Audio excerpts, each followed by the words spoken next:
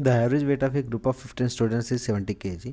5 more students of weight 65 kg, 68 kg, 45 kg, 77 kg, 62 kg join the group. What is the change in the average weight of the group?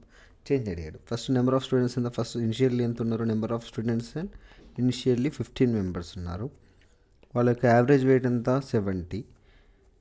Total weight ఎంత అవుతుంది? Total weight is equal to 15,1050 kgs. మనకి ఇక్కడ ఏమన్నాడు? 5 more students అంటే number of students ఇంకో 5 more students add అయ్యారు. ఈ 5 more students యొక్క వెయిట్ ఎంత ఉంది? 65 ఒకరిది, 68, 45, 77, 62. 65 plus 45, 110. 68 plus 62 will be the 130, 130, 240, 240 plus 77 is equal 317. అంటే 5 మెంబర్స్ స్టూడెంట్స్ జాయిన్ అయ్యారు. వాళ్ళ యొక్క వెయిట్ ఎంత ఉంది? 317 ఉంది. అప్పుడు టోటల్ నెంబర్ ఆఫ్ స్టూడెంట్స్ ఎంత? 15 plus 5, 20. స్టూడెంట్స్ వచ్చేసి 20.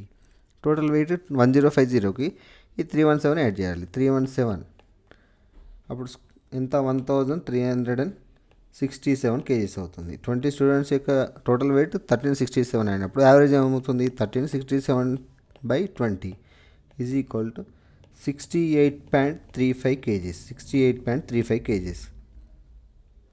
68.35 kgs. మనకి ఇక్కడికి వచ్చిన అడిగాడు what is the change in the average weight of the group. First 70 ఉంది. తర్వాత 5 మెంబర్స్ 317 kgs వెయిట్ జాయిన్ కావడం వల్ల యావరేజ్ అనేది 68.35 అయింది. చేంజ్ ఎంత అవుతుంది? 70 - 68.35 is equal to 1.65 kg difference.